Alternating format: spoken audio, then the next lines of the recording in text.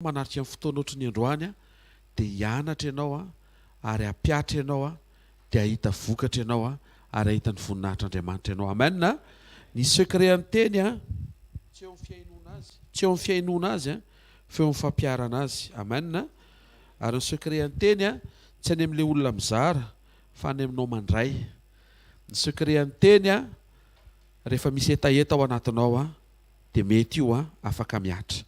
Raha maraina ataovy misy etaeta vaovao anatinao a, ataovy misy fahavononana, ataovy misy fahavitriana, ataovy misy fahazotoana, azavela izy fahazarana, zany rehetra zany a ioarana sy resena isa-maraina satria tena mpanao zava-baovao ny Andriamanitra ao.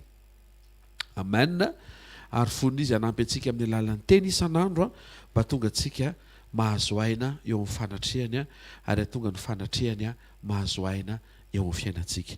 Ao vafontanao dia tenenao amin'Andriamanitra hoe Tompo, ataovy atao anatiky ny etaeta-panahy, andreanao iombona aminao ampiatra an'ilay teny tsy hoe tonga hitady parole de soulagement, ampahery sy ampientanentana fotsiny satria misy zavatra mafy be lalovana. Tsy izay ilay teny fa teny manafaka, manasitrana, manova zavatra. Misaotra ray amin'ny anaran'i Jesosy etaeta no entina eto anatrehanao androany anoanana, andre, hihinana ny teninao apiatra ny teninao. Vangio ny tsiraray avy na izay manaraka direkta, vangio ny zanakao rehetra izay tonga nanao sakrifisy vao maraina indray mba tsy halamaina avy eo amin'ny fahafenoan'ny fanatrehanao. Be dia be ny astuce zavatra omenao ana pratika, aoka hoaingana akan'izy ireny izay apiatran'izy ireny ary ho faly eo ampahitana ny fahataterahany teny mihoatra lavitra noho ny fifaliana eo ampandraisana n'ilay teny. Vangio ny fivoriana andro amaraina Tompo, tsarovy amin'ny famanginao ty taony ty amin'ny anaran'i Jesosy. Amen. Tiaka mafitsika ho an'ny Tompo mahazo toerana vetivety ary. Hatramin'ny minitra farany dia mbola misy zavatra omen'Andriamanitra. Amen. Ny manokantsika dia jery hevitra anankiray mitondra ny lohateny hoe Fiainana mamafa ny ranomaso rehetra.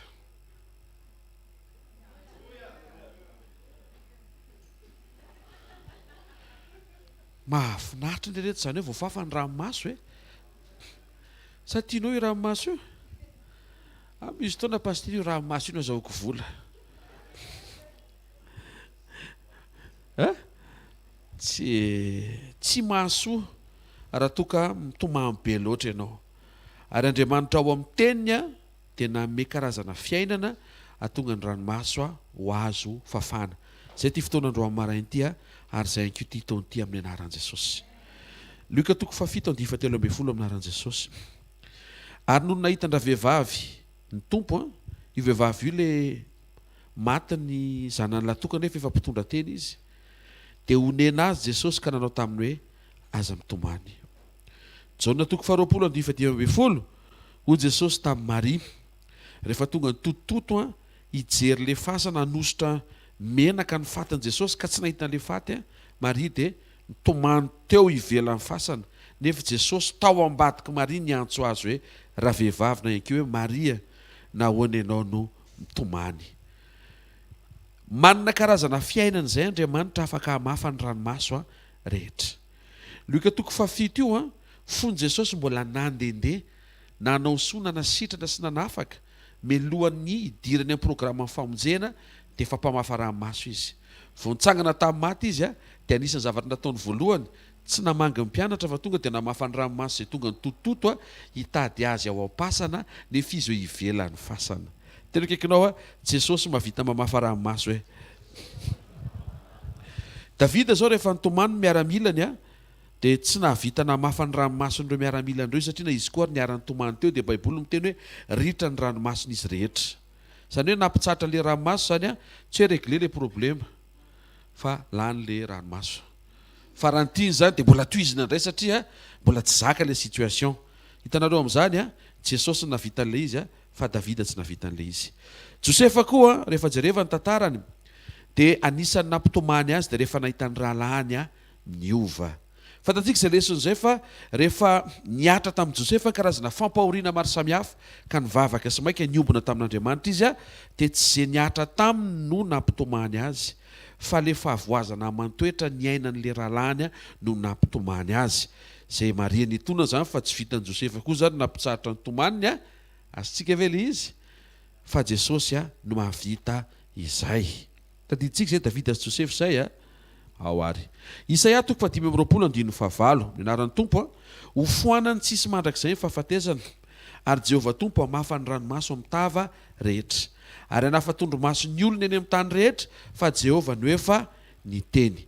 Ny mpaminany dia manambara fa fahefana eo amin'Andriamanitra sy avy amin'Andriamanitra ny atonga ny ranomaso ho voafafa. Vetrany dia hiditra any votoatin-dresaka amin'izay tsika efa tapitra ny introduction. Halleluja! Fa maninona ny Jesosy no mahavita mamafa le ranomaso? Fa maninona ny olon'ny testamenta taloha tsy navita? Satria ny olon'ny testamenta taloha no nampiasaina. Fa Jesosy izy le Andriamanitra niantso sy naniraka. Ampahany amin'izay an'Andriamanitra no napetraka Andriamanitra eo amin'ny mpanompony. Fa rehefa nidiny Jesosy dia ny fahafelon'Andriamanitra no azo tarafina eo amin'ny Jesosy. Ampahany no azon'ny Josefa sy Davida naseho fa raha te hitady ny feno ianao jereo Jesosy.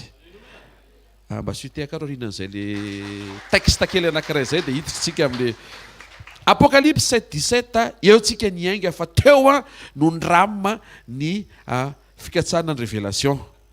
Zay sy pasterin-jio moa mifiry alina mbola mifampandefa SMS teo izy hoe mbola atao mpikatroantsika dia memebe izy anatin'le SMS. Fa mihina fa mivavaka ny tianytenenina tamin'izay paster amin'ny anaran'ny Tompo. Fa ny zanak'ondry izay eo voany seza fiandrianana no mpiandry azy ka hitondra azy eo amin'ny loharano ranonaina. Miara-mamaky tsika. Ary ho fafan'Andriamanitra ny ranomasy rehetra amin'ny masony. Misy zavatra ohatry ny hafahafa ao anatin'ity zavatra vakitsika io. Reo marikeo kely eny ozy izy zanak'ondry ny eo voany nefa izy ihany no mpiandry indray avy eo. Zay mihitsy le fiainana. Ao anatin'izay zavatra ohatrany samihafa nefa mifampiankin'izay le fiainana hamafa ranomaso. Ny zavatra hitako eto zany dia système napetraka Andriamanitra hamafana ny ranomaso. Satria tian'Andriamanitra ho voafafa ny ranomasonao fa raha mitatra kely ny ao anatinao tian'Andriamanitra ho voafafa koa ny ranomasony manodidina anao. Ianao zany ao an-trano tsy mpandatsa-dranomaso. Mety hoe Eugène ny anaranao fa tsy lacrymogène. Mazava ve zany? Tsy hoe voatonga ianao dia efa matahotra daholo ny ao an-tokantrano hoe hisy antony hitomanina indray satria pampahory na pampijaly. Tsy zay ianao. Ianao manana an Jesosy ary ny teny avy eny am-bavanao ny fihetsika mety ataon'ny vatanao ny fomba fanehoanao ny ao am-ponao zay maneho an'Andriamanitra velona ao anatinao dia tonga ny olona mifanena aminao hitsahatra amin'izay mety homanjoa azy satria Jesosy tsy hitany fa Jesosy ho tsapany amin'ny fijoroanao ao atokantrano. Teneno akaikinao afaka ny tsisy ranomaso ao atokantrano hoe metomboka aminao hoe dia mepita amin'ny rehetra hoe ny mahazanak'ondry ny Jesosy azontsika tarafina amin'ny anjara voatendry zany na amin'ny prédestination. Resantsika rehefa avy eo zay ary ny mampiandry an Jesosy dia azontsika tarafina amin'ny antso na appel amin'izay asa ilana atsika. Rehefa manahaka an Jesosy ianao tonga dia hiditra amin'ilay pratika amin'izay tsika ary dia voafafa ny ranomaso. Rehefa manahaka an Jesosy ianao amin'ny toe-panahana ondry ary miasa mihetsika ianao toy ny mpiandry ondry araka ny modèle napetraka Jesosy dia fafana ny ranomasy rehetra ary tsy ny ianao rery no fafana fa ny an'ny hafa ihany koa. Tsy hoe modèle ho raisitsika indray izy ity dia ho ampiarintsika tsy misy Jesosy. Tsy mandaitra io raha vao tsy misy Jesosy satria le modèle mampandaitra an'io dia Jesosy mihitsiny. Tsy maintsy miaraka amin'ny Jesosy ianao ary tsy maintsy miankina amin'ny Jesosy ianao vao mandaitra io. Amen. Fa maninona resaka momba ny Davida sy Josefa? Misy antony. Dia suspense kely. Satria Davida dia noharin'Andriamanitra toy ny mpiandry ondry ary Josefa dia noarin'Andriamanitra toy ny ondry fa tao amin'i Jesosy ilay izy mifeno. Tonga eto zany tsika tsy anatra loatra ny momba ny ainan'i Davida sy ny ainan'i Josefa fa tonga dia natambatra ao amin'i Jesosy ilay izy. Dia afaka mianatra ianao momba ny fiainan'i Jesosy. Davida ao amin'ny Ezekela 34:23 mianaran'ny Tompo, ary anangana mpiandry iray ho azy izy no iandry azy, dia Davida mpanomboko, ka izy no hitondra azy sy ho mpiandry azy. Ny fotoana itenenana Ezekela eto efa fotoana efa tsy ohatsony Davida. Mbola miteny foana Andriamanitra hoe ny mpiandry anareo mbola Davida foana. Eny manondro an Kristy zany izy. Fa tiako tenenina aminao hoe tena tao am-pon'Andriamanitra mihitsy ny ametraka an'i Davida ho mpiandry an'i Israely. Tena kaikanao misy dikan'izany hoe miresaka momba na asa Andriamanitra, na ihany koa hoe ny toe-tsaina hiatrehanao ny asa nankinon'Andriamanitra aminao, na ihany koa hoe ny toe-tsaina hiatrehanao an'izay andrasan'Andriamanitra aminao isan'andro. Marihana zany fa tsy miresaka passion tsika eto, fa miresaka mission. Satria ny passion zavatra mahafinaritra anao izay tsy voatery ho an'ny rahan'Andriamanitra anao, nefa izy ihany nametraka an'izy ao anatinao, tsy mifanipaka ilay izy. Fa le mission resahako mety zavatra tsy tianao, mety zavatra tsy eken'ny sainao, mety zavatra tsy takatry ny sainao, mety mampiady hevitra anao, mety mangatakandro ianao, nefa izy Andriamanitra io ny ilako anao. Mangiritsana ny lamosonao zao amin'anaran'i Jesosy. Io le mahatonga ny olona za mbola hoe mbola tsy han'olo tena aloha fa aleo miandry fotoana miandry fotoana inona ianao ka nefa misy zavatra andrasan'Andriamanitra mba ho ataonao sy efainao. Toe-tsaina mpiandry ondro tena ilaitsika hiatrehana ny asa nankinon'Andriamanitra taminao. Ary Davida dia voalaza fa mpiandry ondry mahatoky, fidèle. Josefa dia noarina toy ny ondry izay miresaka momba ny toe-panahy na ny fiainanao anatinao hiatrehanao an'Andriamanitra. Le mampiandry ondry ny hiatrehanao ny asan'Andriamanitra, fa le toe-panahy amin'ny mahondry antsika dia hiatrehantsika mihitsy an'Andriamanitra izay apetrakantsika eo aloha hitondra sy hitantana ny fiainantsika. Salamo 8:1 ary no makitsika an'izay. Taiza hoe Andriamanitra nametraka an'i Josefa ondry nefa PM be iny. Azontsika ve? Zany mahatonga an'ilay olona ataon'Andriamanitra ny mitoerana faran'izay avo be misy toetra ao mety be amin'Andriamanitra. Fakina amin'anaran'i Jesosy. Ry mpiandrin'i Israely miaino, ianao izay mitondra ny Josefa toy ny ondry, ianao izay mipetraka amin'ny kerobima mamirapiratra. Josefa ondry, ataoko an'izay ilay izy dia amin'izay to dia azonao amin'izay ilay izy zany Josefa ondry dia nanetry tena nanaiky ny fitondran'Andriamanitra. Avereny hoe manaiky ny fitondran'Andriamanitra hoe. Avereny manaiky fitondrana hoe. Be dia be zao tsy manaiky fitondrana. Tarafina amin'inona? Tarafina amin'ny isan'andro eto amin'ny firenena, tsy manaiky fitondrana. Za pastera fitondran'Andriamanitra akeko fa fitondrandreo tsy akeko.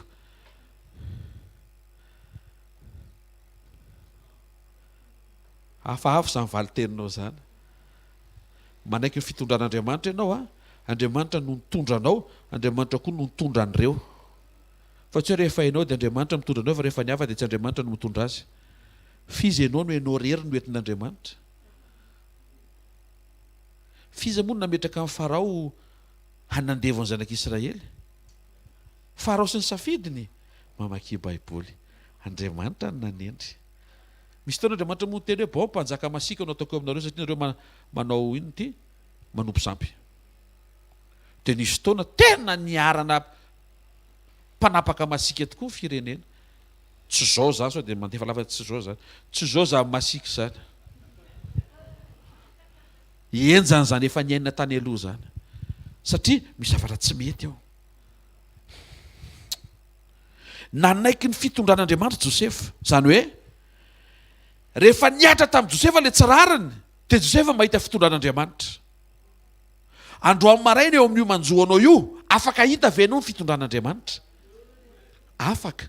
raha manaiky ianao anetry tena ametraka an'Andriamanitra ho mpitarika ary ianao ametraka ny tenanao ondry tariana.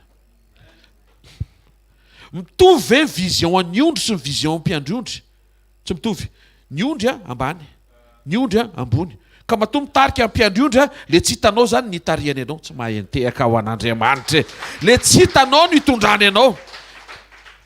Ny hitanao dia izay eo alohanao. Izy moa ny eo alohanao ondry mitovy aminao ihany. Mba tsy tenenina hoe rehefa milahatra moa le ondry kiny moa zany tazana eo alohanao ondry. Atsantsika eo zay. Fa ny mpiandry-ondry rehefa mahita hoe hoentiko sy tariako ato reto mba ho tonga amin'ity programa izay mampety azy. Raha mitady bozaka ny mpiandry-ondry fizaka ny hihinana eo hafa indray raha hoe mifoka bozaka le mpiandry-ondry dia izy mihitsy mitady bozaka ho foana any fa tsy mpiandry-ondry mahatokony anaran'izay mpiandry-ondry zay. Tia teny zany ary tsy salama saina koa satria ny bozaka tsy natao ho an'ny olona fa ny bozaka natao ho an'ny biby. Miala ianao amin'ny bozaka eo amin'ny anaran'i Jesosy. Azao amin'izay ve izy matoa zany le mpiandry-ondry mitondra makeny amin'ny terrain misy bozaka. Tsy ho anazy io ho an'le ondry zay tariany. Matoa Andriamanitra mitondra anao. Marina fa misy programany ao ambadika ao fa raha misokatra tsara ny ao anatinao mahasoa anao io. Ty taona ty raha manaiky ianao hoentin'Andriamanitra ary marina aminao ny fitondran'Andriamanitra sambatra ianao amin'ity taona ty amin'ny anaran'i Jesosy. Tena kaikinao mba manekeo enao ndray ve ny ahitany rano mihoatra noho mpiandry-ondry? Misy zavatra tsy hitanao efa hitany maneke fotsiny ho tariany. Référence izy amin'ny rahalahy. Davida mpiandry-ondry tsara, Josefa ondry tena manaiky. Fa volombelony zareo Davida lasa mpanjaka, Josefa lasa prime ministre. Samy nanapaka firenena.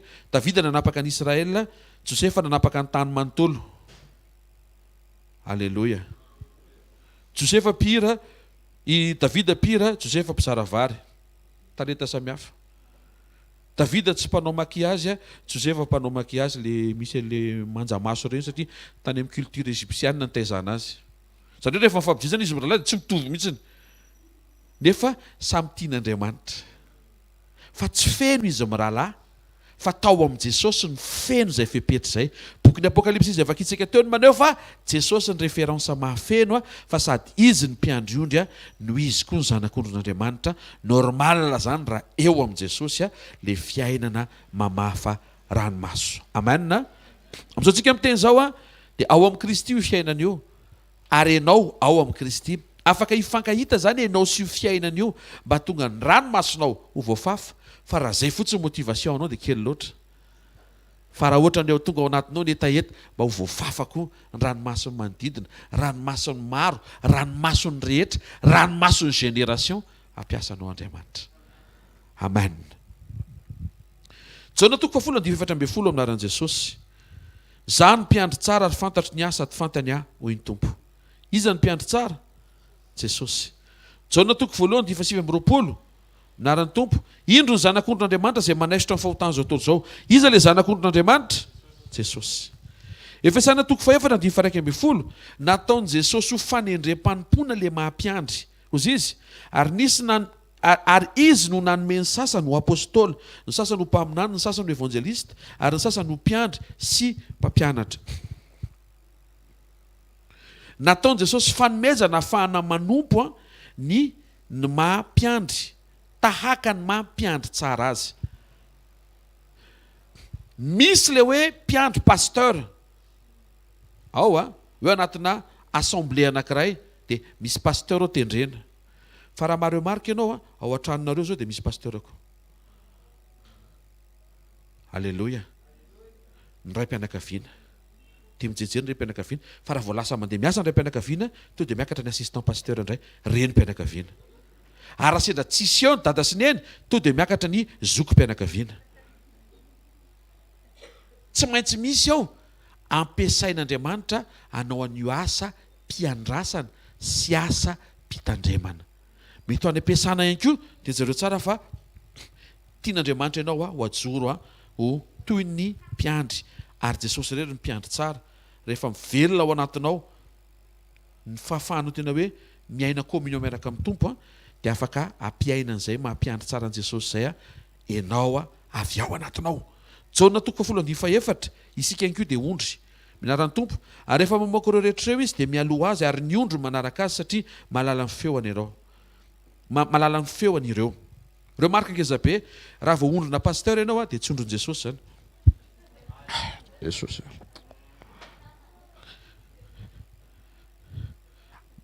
ozy ny tompo hoe ny voako no asehoko ny voninahitra izy dia mba misy fotoana mba totiko mpanompon'Andriamanitra manome lamosina. Raha vao eo ianao ne zay ondriny ihany dia tsy ondron' Jesosy ianao zany.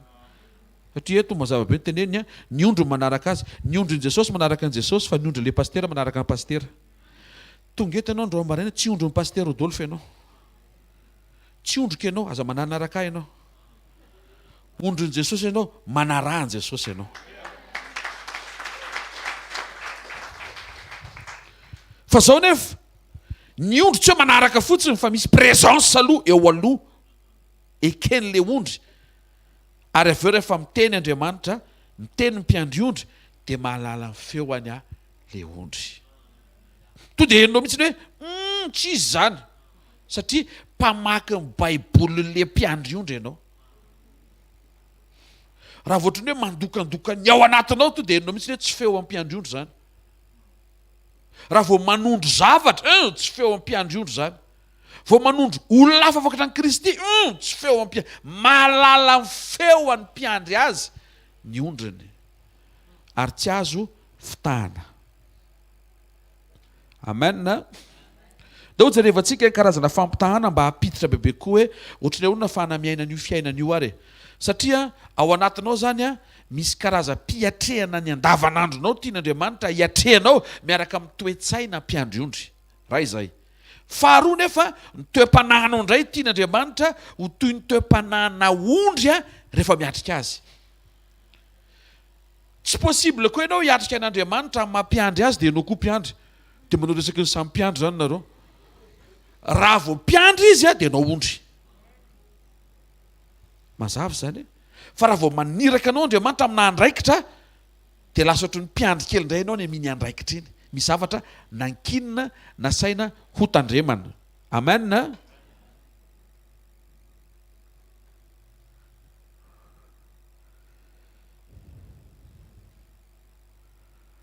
Vetivety.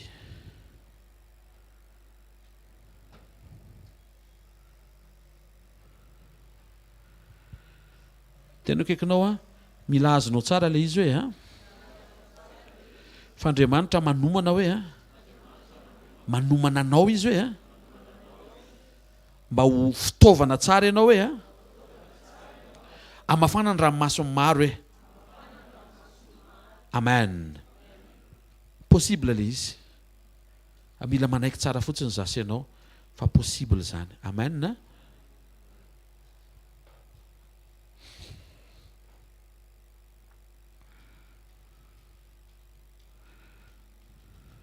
Vetivety kely fa misy zavatra ohatrany tsy tatamiko izay nefa meny tompo tato le izy nakaiza ianao.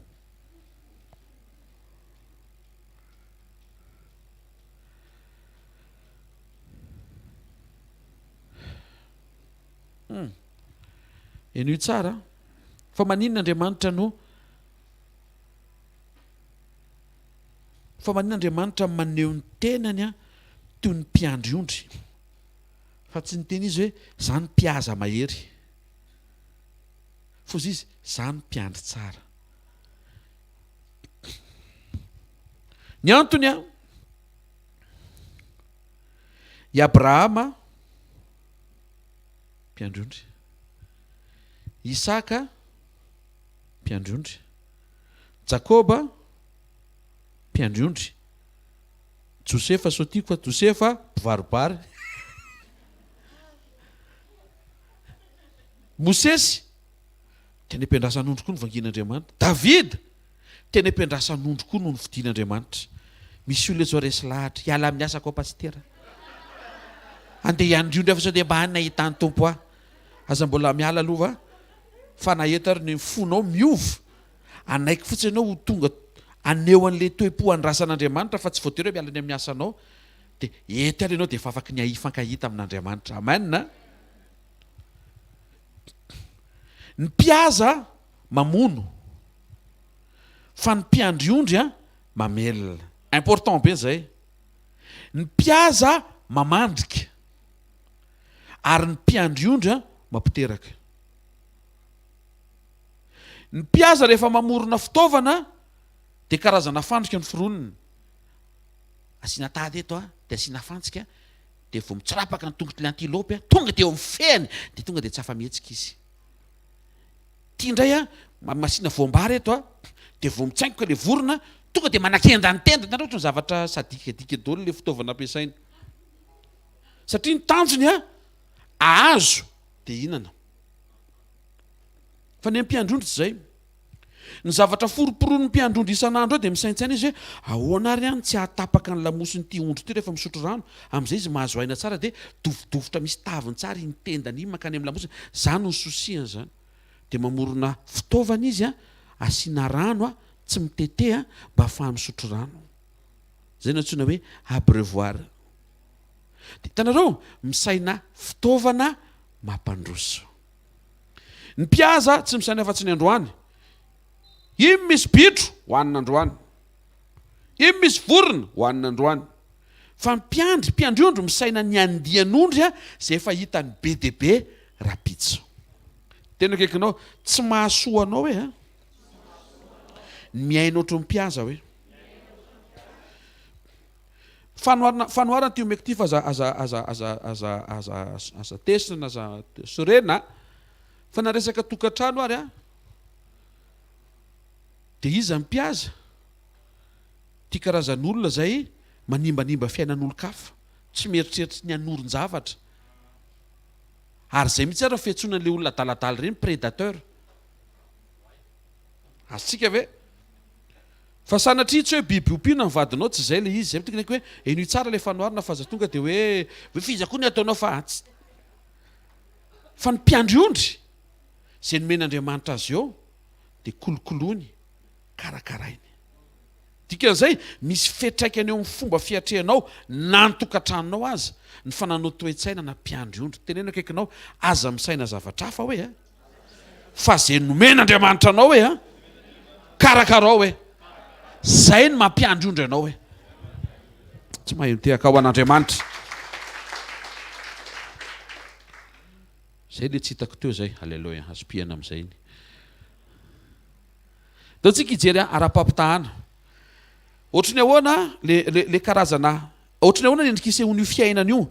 Ao amin'ilay fiainana mizara roa le izy. Ao tsara miatrika asa ohatry ny mpiandriondry ary miatrika an'Andriamanitra ohatry ny ondry. Avereny hoe miatrika ny asa napetraka Andriamanitra hoe amina toe-tsaina mpiandriondry hoe io zany le andraikitra isan'andro hoe le ilan'Andriamanitra anao hoe le asa mandraranao iny hoe zay io hoe le faharoa hoe tenen'izay izy toe-panahana ondro hoe hiatrehanao ny fiarahanao amin'Andriamanitra. Le anankiray zany hiatrehanao ny asa iandrasan'Andriamanitra aminao fa le faharoa hiatrehanao ny fifandraisanao manokana mihitsiny amin'Andriamanitra. Resaka fiambenantsika. Jaona 10:12 amin'ny anaran'i Jesosy. Ary ny pikarama, vao manao exemple Jesosy dia nidika an'izay tsy tokony ho karazana toe-tsaina pikarama ianao zany fa toe-tsaina olona mametraka ny zavatra tsy azy toy ny azy. Tsy anao any io fa an'Andriamanitra. Fa eo am-piatrehana raisinao toy ny anao amin'izay mitandrina fatratra ianao mba ahafahan'Andriamanitra mitahanao koa manendry an'izay mety tokony mba ho anao rapito satria mahatoky ianao amin'izay an'ny olona napetraka teo aminao. Amen. Tianana moto ve ianao? Kolokolo tsara moton'olona. Fa tsy hoe mitaingina tonga dia vesabesaranao dia io asy lavaka kely satria moton'olona. Raha vao tsy mahatoky ianao amin'izay an'ny olona dia tsy ho tonga ny ianao. Zay ny tenen'i Jesosy. Dia zay mahatonga ilay olona 20 taona telopolo taona eny tsy mety mahazony anazy satria manaonao foana izy rehefa nisy any olona natao teny tanany. Ary ny pikarama satria tsy mpiandrina tompony ondry izy, ko raha mahita ny ambodi avy dia mandao ny ondry ka mandositra, ary ny ambodi misambotra ny ondry ka mampiahaka azy. Resaka momba ny ambodi. Samuela voalohany 7:7-10. Fa ho Davida tamin'ny Saoly, ny mpanomponao ny andro ny ondry indrainy, ary nisy liona sy bera tonga teo ka nahalasa zanak'ondry teo amin'ny ondry.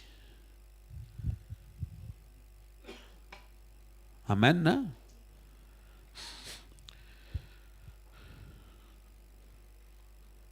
Ambodi voalohany lo ambodi, ary ny faharoa liona sy bera. Samy hafa ireo, samy manafika ny andian'ondro ireo. Amin'ny mampiandry ondro zany, ao amin'izay le hoe le toe-tsaina hiatrehanao ny andavanandronao, dia mila miambina ianao ny amin'ny ambodi.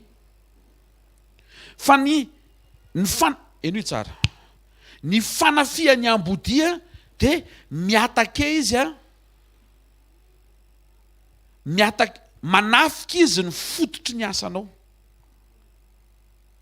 Jereo tsara, fa rehefa tonga ny ambodi dia le mpiandrondro mihitsy ny miala, zany hoe le ny andrasana azy mihitsy no ialany. Dia jereo ane ny cible n'le ambodi mety eritreretintsika hoe le ondro miahaka, fa ny tena marina le mpiandrondro lasa mihitsy keo. Misy karazany zavatra eo amin'ny fiainantsika mahatonga antsika ohatry ny hiala amin'le zavatra napetraka Andriamanitra sy nasain'Andriamanitra atao ary nandrasan'Andriamanitra atao. Ambodi ireny matoa mpioman'Andriamanitra misy ane zany fa ianao no tokony anapatsapana hoe tsisy asaraka amin'ny fitiavan'i Kristy na ambodi na avy any ambany dia.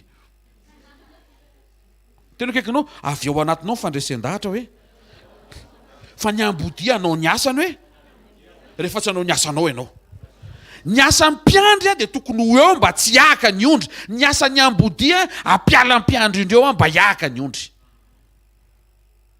Vitanao zay mahatonga antsika mila miambina. Misy zavatra napetraka taminao zay dia misy taona na ianao reraka dia tsy ataonao le izy, na ianao sorosorena dia tsy ataonao le izy, na ianao blessé tsy haiko avy aiza dia tsy ataonao le izy.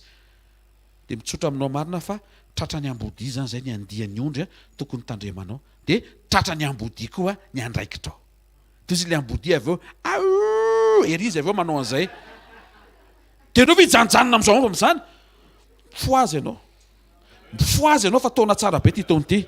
Aza vela isy ambodi zany ka analanao eo amin'izay andraikitra nanendren'Andriamanitra anao.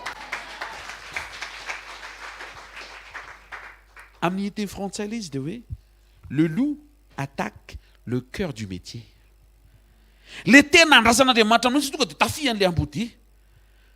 Dia ianao mieritreritra ohatry ny andiny tena kely pastera fotra mba tsy andraikitra kely amin'ny fahatry ny akahakasaina kely. Efa tratry ny ambodi izy io, fa tsy mahafantatra izy efa misy ambodi anakefatra miraikitra eo amin'ny fehana.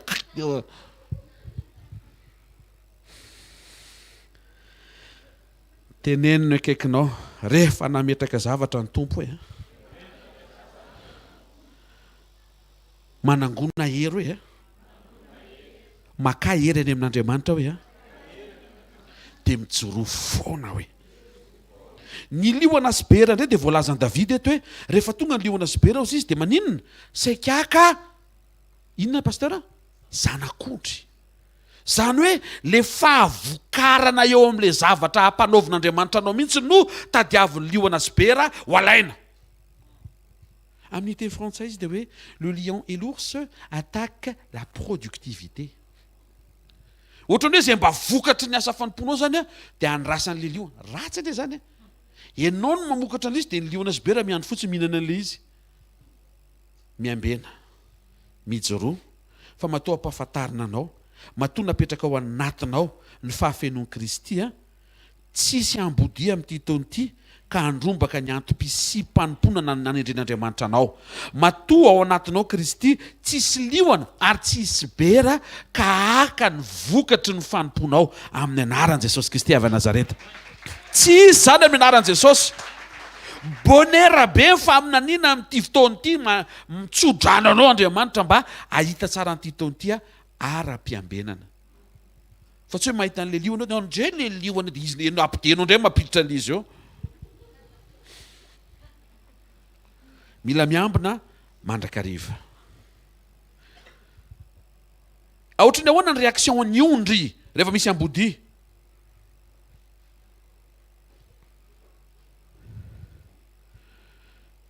Jereo tsara fa les 3 petits cochons rehefa nahita ambody de zareo samy zareo no mifampitady.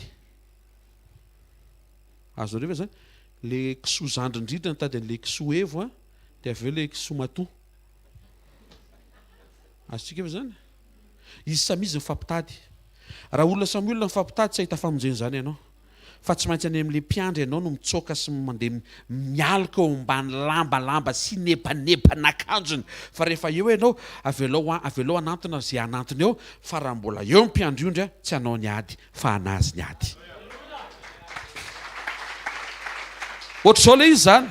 Raha vao hitanao hoe oy ohatry mitady isy ambody, oy mitady ohatry izy liona sy bera. Ny fahendrena zany tsy mandehandeha rery mivoaka amin'ny vala. Ino ny karazana ondry vaovao iny?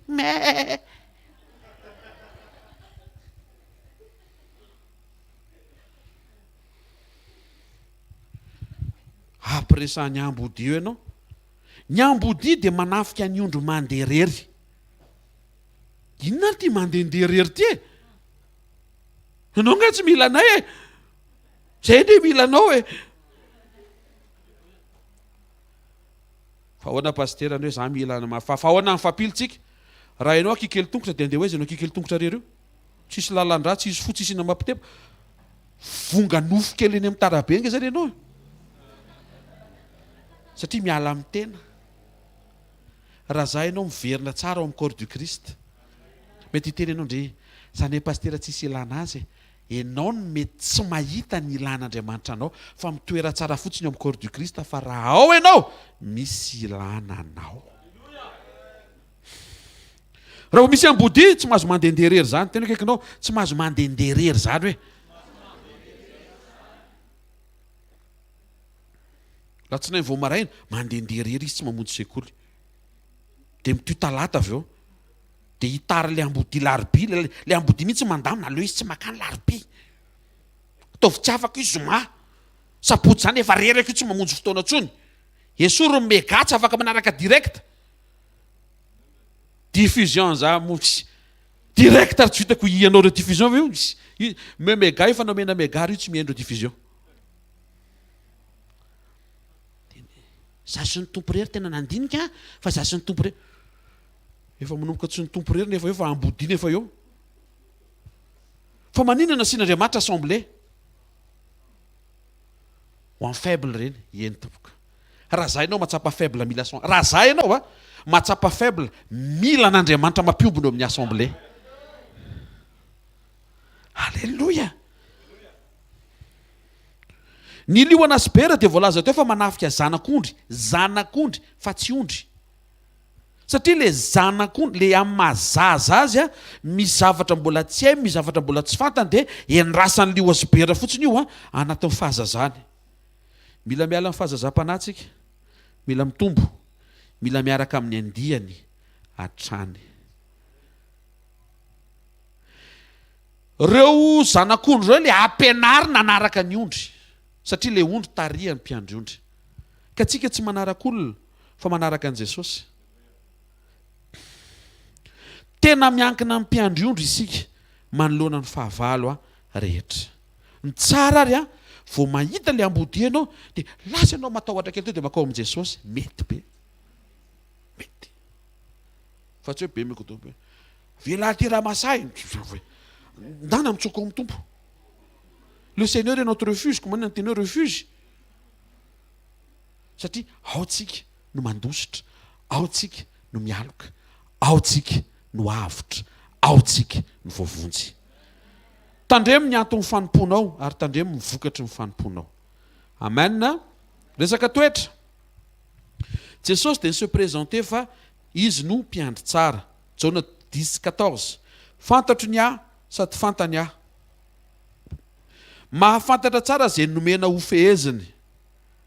Ary mety misy anarana daholo ny ondry rehetra zany ho ana mpiandry ondry tena tia ny asany.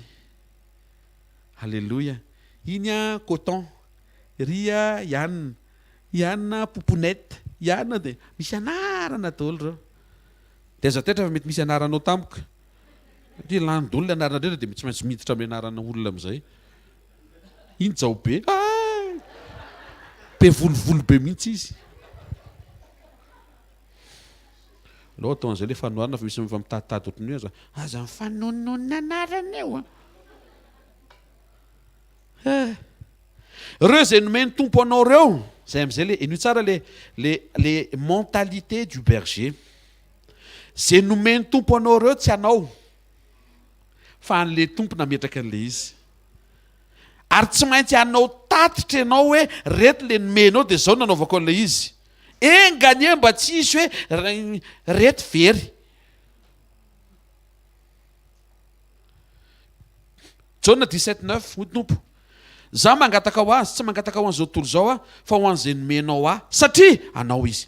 Eno tsara. Lesona tamin'ny réveillon, nomenao ahy reo nefa anao reo. Mila miverina ianao miaiky fa ny zavatra eo amin'ny fiainanao io tsy anao. Fa an'Andriamanitra io napetrany eo aminao no fitiavany ianao. Dikan'izay raha piasany io ianao mba miaraha aminy izay nametraka azy teo sy tompony. Amin'ity taona ity topiarana amin'Andriamanitra isan'andro mba ahafahanao mandray ny fankasitrahany amin'izay napetrany eo aminao. Mety ho talenta, mety ho fahasoavana, mety ho fanomezana, mety ho vola, mety ho fitaovana, zavatra be dia be famofao. Aoka ianao ho tonga saina fa an'Andriamanitra io. Za aloha pastera ny zavatra reko dia zao. Anahy io tanjaka io. Zany namola volana io firy taonako any tompo. Eny ary. Délestage indray mandeha ny lalan-drà dia ndaony. Teneno akaikinao tsy anao zany io. Misy tompony io. Fantatrareo ve? Efa nividian'i Jesosy daholo ny olona rehetra. Fa misy tsy manaiky an'izay dia very. Fa zay manaiky an'izay dia tafaverinao aminy. Ary manaja ny vidianan'i Jesosy tamin'ny raha amin'ny alalan'ny fanaovana an'izay tiany le nividy.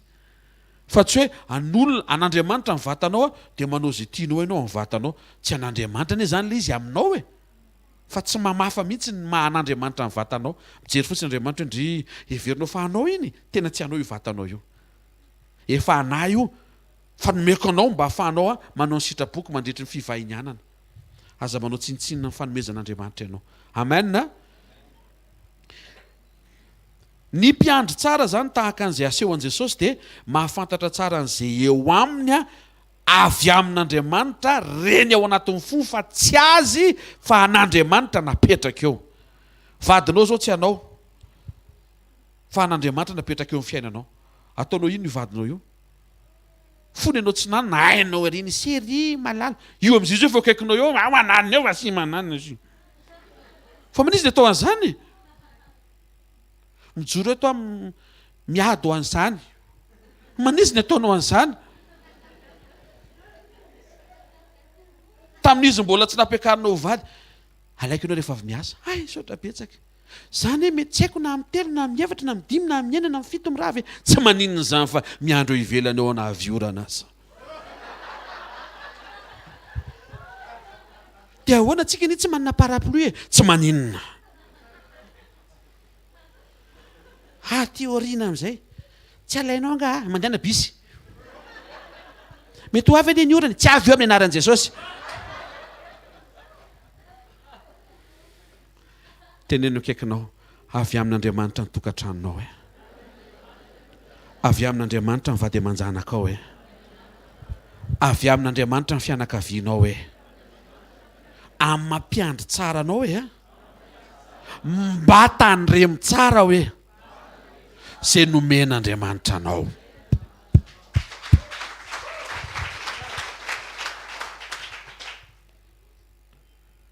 Ianao tsy ohatry ny anina, aza ampidirina mihitsy comparaison zay ao an-trano. Mino kotsiny nalainao vady? Zavady.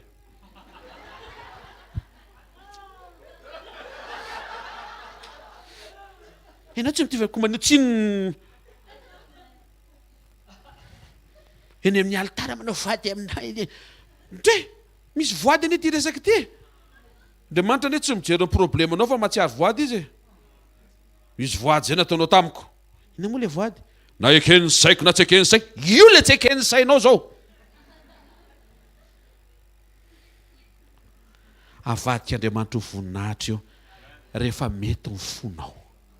Tsy io ny azo fijaliana, zay koa mbola diso zay. Eny e, de tsina za fa tenao zany ny azo fijaliako eto ambonin'ny tany. Olona io fa tsy azo fijaliana. Ny azo fijaliana, enao le miady amin'ny tenanao par rapport amin'ny sitrapon'Andriamanitra fantatrao. Zay le azo fijaliana, fa tsy io vadinao io. Io vadinao io vadinao. Ary ny anarany tsy azo fijaliana. Mety misy any haina, iza ny anaranao kay? Iazo. Iazo fijaliana. Tena mety tonga dia mitsoaka ny tovolahy. Tsy haiko manina koa zany ny apresan'ny tompo eto zany fa misy tokantrano tian'Andriamanitra ho tahiny eto. Amen. Jesosy mpiandry tsara. Ary Jesosy anko nefa dia zanak'ondry nanetry tena. Esaïe 53:7 sakafo baibolitsika. Isaia 7:7 amin'ny anaran'ny tompo. Nampahorina izy fa aminan'iny io manondro an Jesosy. Nampahorina izy nefa nanetry tena ka tsy niloabava. Tahaka ny zanak'ondry entina. Taditsika izay le entina manaiky ny fitondrana. Ary rehefa mitondra ny mpiandry dia ohatry ny entina, ohatry ny ovonoana. Tahaka ny ondro vavy izay mona eo natrehan'ny mpanety azy, eny tsy niloabava izy. Jereo ane entina ohatry ny ovonoana, nefa tsy ovonoana fa volosana fotsiny. Mitovy ny endriky hitondranan'ilay ondro ohatry ny ovonoana sy ovolosana. Fa raha tsy misokatra révélation anao matoa Andriamanitra, matoa le mpiandry ondry miopy-ondry mba hisy volonondry, mba ho alaina ny volonondry anaovana akanjo avy amina volonondry atao hoe fitafiana. Asika ve? Inona le toetra amin'ny mahazanak'ondry antsika ary? Mangina ny amin'ny zava miseho toy ny mamono. Tena kaikinao mianatra mangina hoe rehefa misy zavatra miseho hoe ohatry ny mamono hoe. Na inkeo manaiky ny hofatiny amin'ny tena. Azadiny fa io zavatra velan'ny tompo lalovanao io dia lalana toy ny mamono anao, nefa lalana fantany fa zakanao. Romanina 8:17 miara-miaritra aminy isika mba hiara manam-boninahitra aminy ihany koa.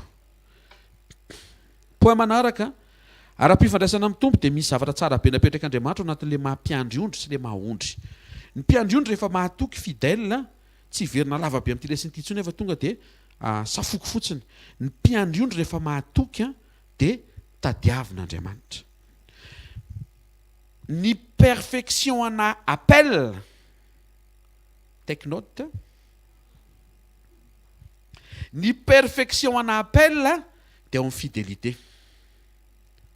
Appel ndresahako satria fantatsika tsara fa ny destin tsy asa fa inona?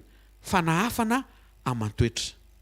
Dia zay ilay izy mampiandry ondry antsika tahaka ny mampiandry ondry an Jesosy dia appel amin'izay asa aseho an Jesosy toy izitsika. Ny maha-ondry antsika manahaka ny maha-zanak'ondry an Jesosy dia prédestination, anjara voatendry anahafatsika azy. Tamin'ny Zoma, tamin'ny heriny teo no nanazavana an'izay dia afaka mijery an'izay division zay fa tsy afaka ataontsika etsony le izy. Apocalypse 17:14. Perfection ny appel ny fidélité. Menaran'ny tompo any amin'ny farandrindra dia olona voantso, voafidy ary mahatoky.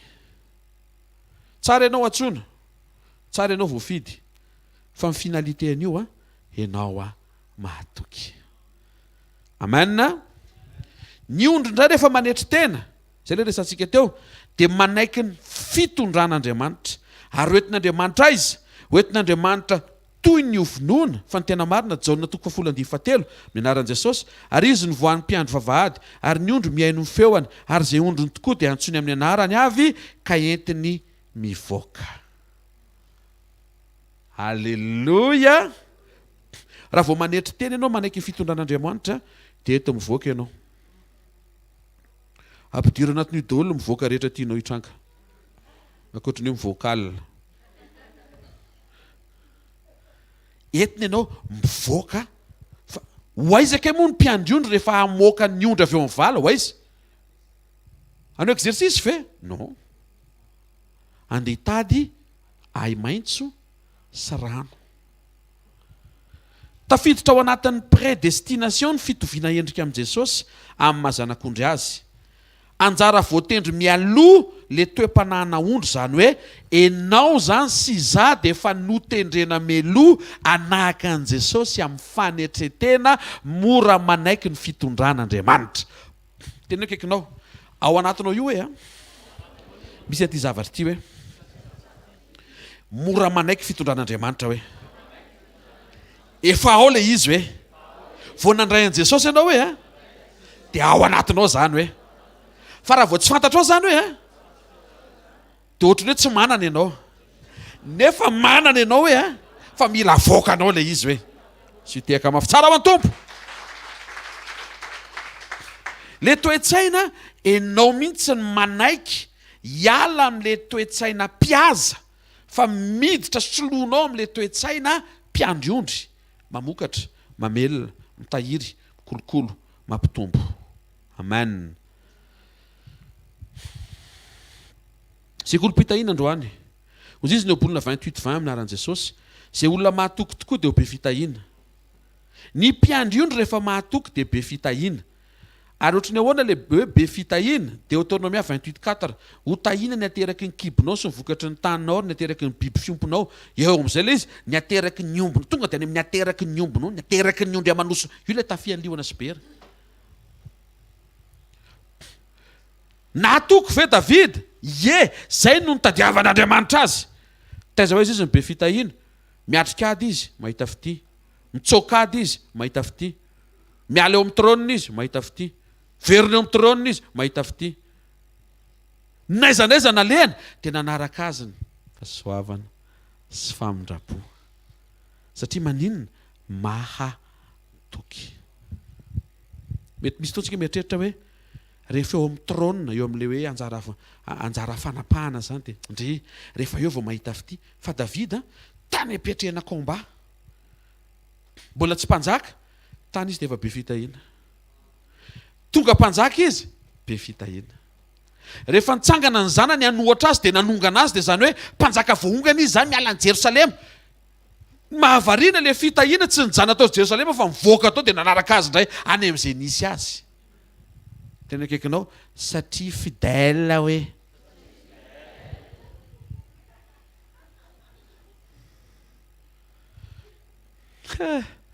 mba fidèle reto aseho ohatrany fa fidèle ianao mba aseho eo amin'ny vadinao fa fidèle mba ataontsika exercice faran'izay tsotra indrindra mba aseho eo amin'ny vadinao hita maso fa fidèle ianao Andriamanitra tsy hita maso hitantsika eo ihany fa aseho eo aloha Andriamanitra mahita fa tena hitany ane le izy fa andao aloha ho sedraitsika amin'ny ao an-trano ny fidelité anao fa tsy hoe za ao an-trano aza tenitenenina fa za amin'ny Jehovah sy ny tompony lanitra sy ny tanatra tendrombohitra tena fidèle ny fomba fiteny zay hoe ny masoko mon œil raha amin'ny raha lahanao hita amin'ny masonao ary ianao izy tsy vitanao ka amin'ny fomba hoana amin'Andriamanitra tsy hita amin'ny masonao mamita teny zay olona zay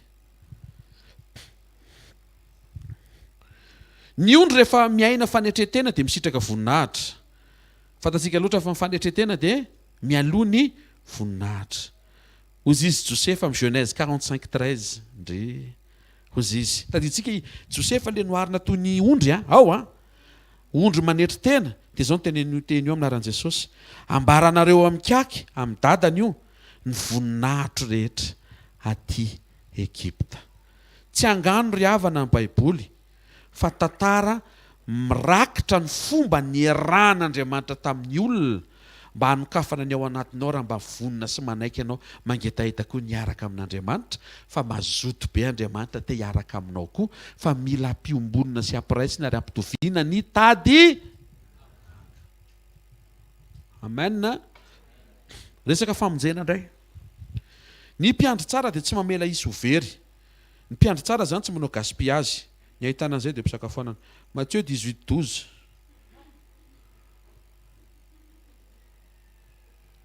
Loary zay ho laninao.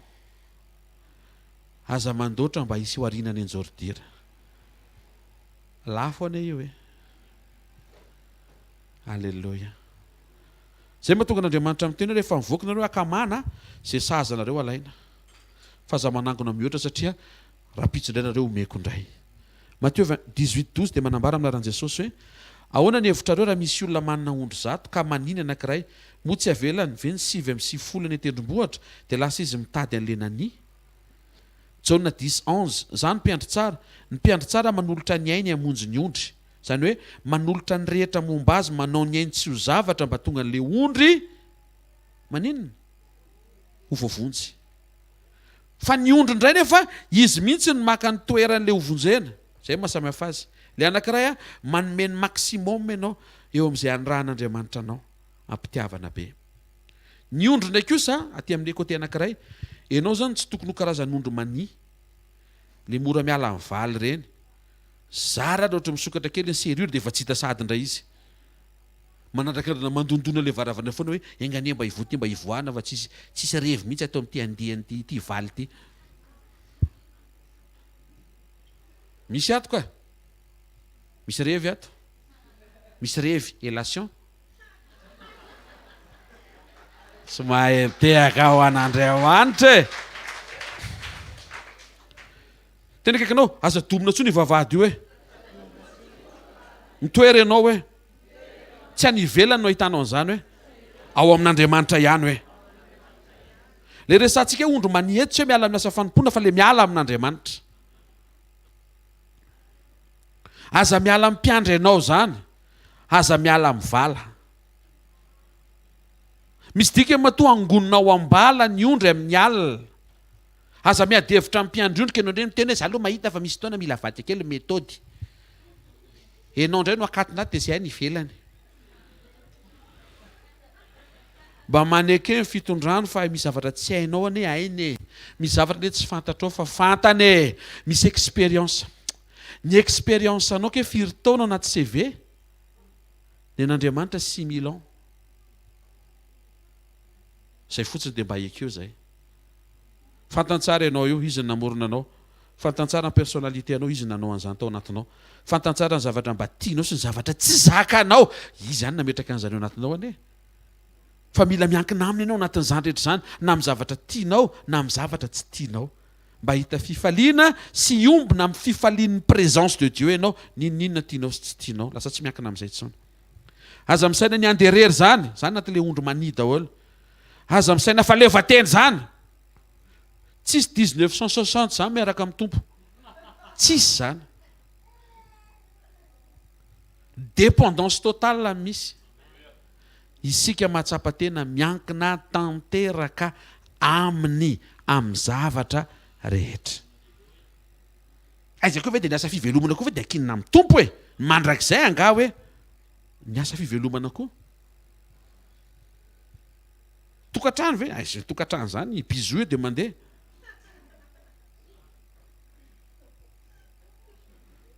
Rehefa manomboka banga sy tsy miborosy nify io dia miverena ty amiko miteny hoe bizou mampeteny io.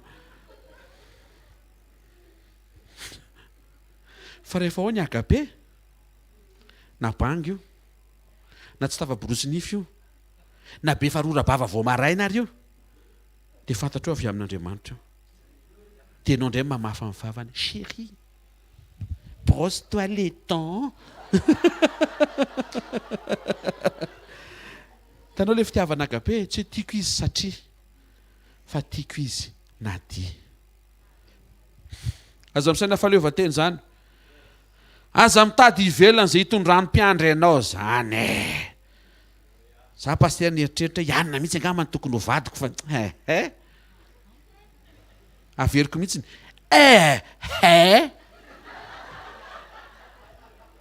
misaoran'Andriamanitra ny fitondrany ianao. Tsy lozy zany io, izy nefa nyteny fiadanana eo izy.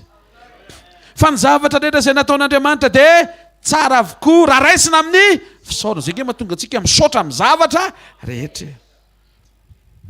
amin'ny mahazanak'ondry an' Jesosy dia izy mihitsy ny sakrifisy. Alléluia. Resaka discernement mandeha be ny fotoana. Discernement, ny mpiandry tsara dia mahay mampisaraka ny ondry sy ny osy.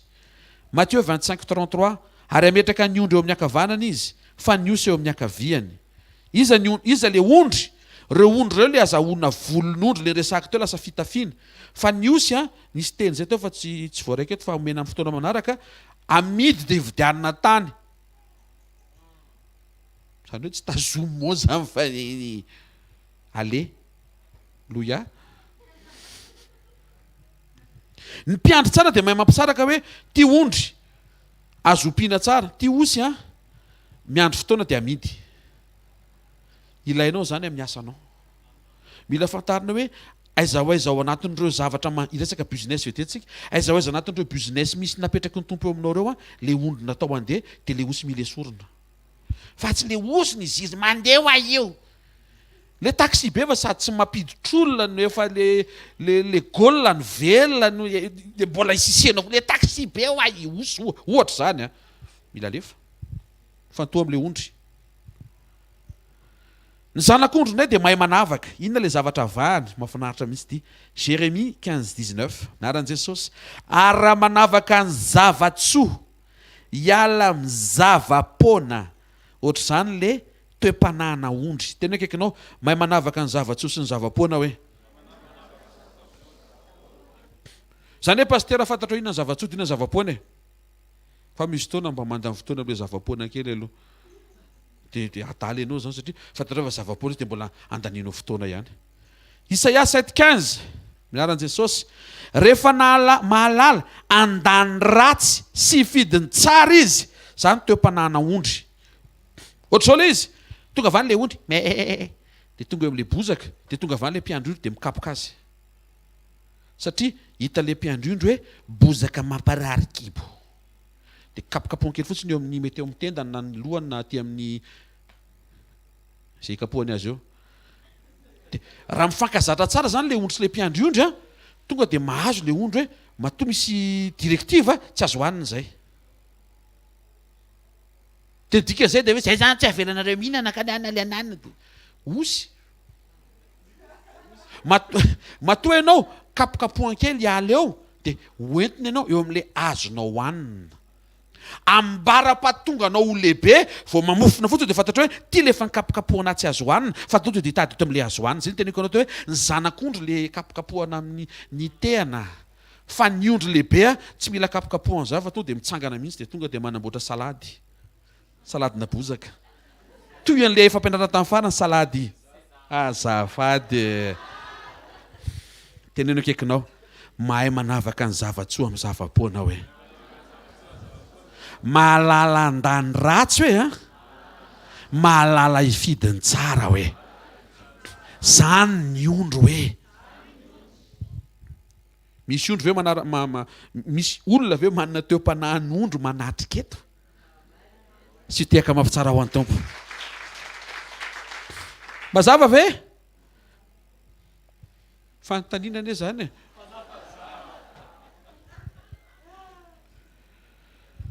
Conclusion rehefa resaka momba ny hoe mpiandry ondry dia miresaka asa.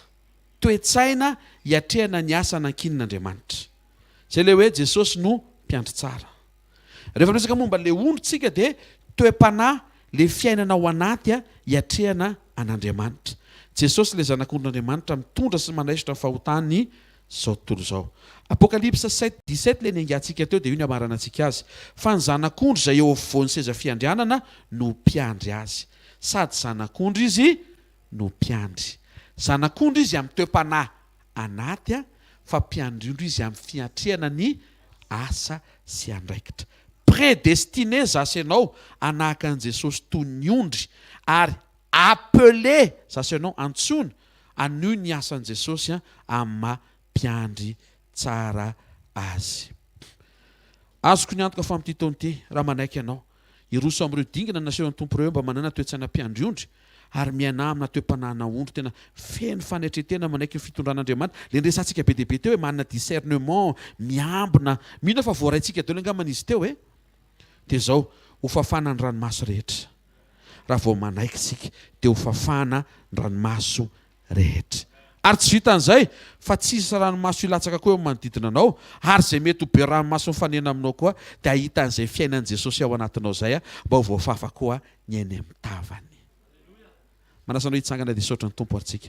Avao tanao dia omeo voninahitra Andriamanitra hoe Tompo, misaotra ny amin'ny teny, misaotra ny amin'ny fanairana hatrany, misaotra ny amin'ny fampaherezana, tsy mitsahatra ny miteny aminay ianao. Tianao zay hiaina fiainana hafakely, dia ny fiainanao zay mahavita mamafa ny ranomaso.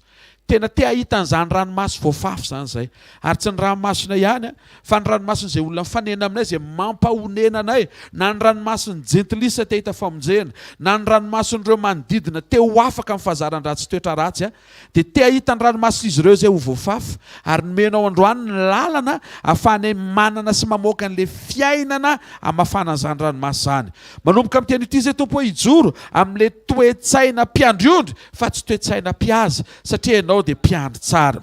Mivavaka ankoa zay Tompo mba ho hainay mamoaka an'ilay toe-panahy amin'ny mahondro feno fanetretena, manaiky ny fitondranao tsy misy fahadisoana eo amin'izay tianao atao eo amin'ny fiainanay sy eo amin'ny fiainan'izay mifanena aminay. Amin'ny anaran'i Jesosy Kristy venona masina sy manan-kely avy any Nazareta. Alleluia, amen. Sitsika tehaka amin'ny revitrevitra tsara ho an'i Jesosy. Mahazo toerana vetivety ary dia anao fanatintsika voninahitry ny Tompo. Fotoanantsika manaraka zoma zao manasanao mpitiavana anatrika ny fotoana mba ahafahantsika mandray fampaherezana. Iresakitsika ny amin'ny zavatra nomen'Andriamanitra antsika ho amin'ity taona ity, ny fomba hiatrehana an'izany miaraka amin'ny fankasitrahan'Andriamanitra. Amen. Ina tsara moa ilay androany, fiainana mamafa ranomaso. Mizara roa ilay fiainana, ny toe-tsaina tahaka ny mpiandriondry hiatrehana ny andraikitra andavanandro, ary toe-panahy any anaty tahaka ny ondry manetry tena manaiky inona ny ekeny ondry, fitariana sy ny fitondran'Andriamanitra. Amen. Dia hitantsika ny Tompo ao anatin'izay aplike eo fotsiny ilay izy, aplike fotsiny. Aza miaina ohatry mpihaza ao an-trano, kolokolo izay misy, karakarao izay nomeny Tompo anao, ajao izay napetrak'Andriamanitra ho andraikitrao. Amen. Manetreha tena manekehan'Andriamanitra mitondra, mitantana sy mitarika anao, fa matony mpiandry anao, mitondra anao dia hivoaka nareo zay. Ary raha hivoaka tsy nibozaka hitondrana, nibozaka hitarihan'ny mpiandry anao dia tsy ho an'ny mpiandry, fa ho an'ilay ondry izay tarihany. Ary matoy izy ohatra mikapokapoka anao iny bozaka tsy azo hohanina izy, ampianarina ianao hamantatra hoe bozaka mamparary kibo, bozaka mampandoa, bozaka mampatorana, bozaka mahatonga n'iny ondry iny mianika azo. Tonga dia ozy le ondry hoe tena niakatsapy ele. Ampianarin'Andriamanitra aza maka niva tsy mampety anao iny. Ato le mampety anao, tenin'Andriamanitra, révélation, fampianarana manorona anao ao amin'ny Kristy, fampianarana manitsy ny toe-panahy anao, mampiomana anao ao amin'ny fiaviany. Reno hoanina zanako. Alleluia. Datsika hitsangana isaotra ny Tompo ary. Isaotra anao zay ray amin'ny anaran'i Jesosy. Mankasitraka anao zay amin'ny fony amanontolo, ny amin'ny sekoly maraina, ny fotoam-pitahiana, ny nitahiana ho anay, hitahianao ny fiainam-panahinay, hitahianao ny tsiraray avy eo amin'izay andraikitra sy asa ny endrenao azy, hitahianao anay anatin'ny fahafahana mifandray aminao sy miombona aminao. Raiso ny dera fa mendrika anao, raiso ny voninahitra fa mendrika anao, raiso ny laza sy ny fankasitrahana, ny haja sy ny fitsaona ary ny rehetra avy aminay Tompo, dia misaotra betsaka fa ty taona ty tokoa dia taona ampatsiavanao anay, fa tsy mahazo diso toe-tsaina zay ary tsy mahazo diso toe-panahy zay. Saotra raha eo amin'ny anaran'i Jesosy. Io ny asan'ny tsiraray avy izay tonga eto. Hiatrika izy ireo dia aoka ilay toe-tsaina mpiandriondry anampy azy be dia be, afa mikolokolo sy mikarakara-patokina izay napetraka ao eo aminy, izay tsy azy fa anao. Na ny kapitala sy ny vola miodina sy ny zavatra be dia be mety ho heveriny tsiraray avy fa asa fitadiavana tena marina tsy anay ireny, fa anao. fa napetraka ao mba ho tantaninay tsy hoe ahasoanay fotsiny fa ahasoany maro ary indrindra isy fiatraikany amin'ny fanjakanao aoka mba hisokatra moa ny toe-tsainy tsirairay avy ahatsapa sy atakatra izany amin'ny anaran'i Jesosy Kristy tompo. Taionko zay tompo mba hay amoaka an'ilay toe-panahin'ondry feno fanetretena hay anavaka sy hifidiny zavatsoa amin'ny zavapoana, hifidiny tsara andany ratsy, anaiky ny fitondranao, anaiky ny fitondranao tahaka ny Davida zay nitendrena ho mpiandry ary mpiandry mahatoky izy, tahaka ny Josefa zay nitarina eo tahaka ny ondry fa indrindra Jesosy tahaka anao amin'ny mampiandry tsara anao sy amin'ny mahazanak'ondrin'Andriamanitra mitondra sy manaisitra fahotany zao tontolo zao anao. Tsy moro zany eo amin'ny nofo fa rehefa manaiky zay mazoto mampanetry tenany ao anatinay mba handeha eo mba amin'ny fitarianao dia mety zany. Amin'ny anaran'i Jesosy no hitsofana rano anao mandehana fa mety io. Mety io zavatra karakarainao eo. Ao anatin'ilay fanetretena manginy io amoaka ny voninahiny Andriamanitra dia aneo an'izany eo amin'ny fiainanao. Mahita fa izy voninahitra aseho dia ilay voninahitra efa vonina sy efa nomena eo amin'ny fiainan'izay rehetra tonga eto ka manolo tena ameriny indray amin'ny fiainany eo amin'ny fanetretena eo anatrehan'ny fitondran'Andriamanitra tsy misy fahatsoana amin'ny anaran'i Jesosy. Tsofina rano sy tonoina ihany koa ny anjara fiadanana ho an'ny tokantranonao. Miverina fifankatiavanareo menakavy kely amin'ny anaran'i Jesosy avy amin'ny fiasan'ny fanamasina mampatsiaro anao fa Andriamanitra ny ao ambadika io tokantrano androany io ary zay raha avy eo amboarina, zay podika eo atsangany indray, zay ratra ao sitranina amin'ny anaran'i Jesosy, zay tsy misy misy, zay tsy feno fenona amin'ny anaran'i Jesosy Kristy tompo. Mahita fa tsisy tabatabazana intsony eo tokantranonao, tsisy fafoana, tsisy fifanomezantsiny, tsisy fankahalana, manjaka ao Andriamanitra sy ny sitrapony ary azo tsapahitananao ny toetran'Andriamanitra sy ny fahafenony amin'ny anaran'i Jesosy. Tsofina rano sy tononona mandeha tsara amin'ny fianarany ankizy. Ianao ihany koa salama tsara, mahery sy matanjaka tsara, korazy tsara hiatrika ny taona zay feno surprise avy amin'Andriamanitra ho anao tia satria ondry ianao feno fanetretena manaiky ny fitondrana amin'ny anaran'i Jesosy voatahy ianao. Sarao fahasoavanao. Fahasoavan'Andriamanitra ny matoy izao ary ny fahasoavan'Andriamanitra ny matoy izao anareo. Bye bye.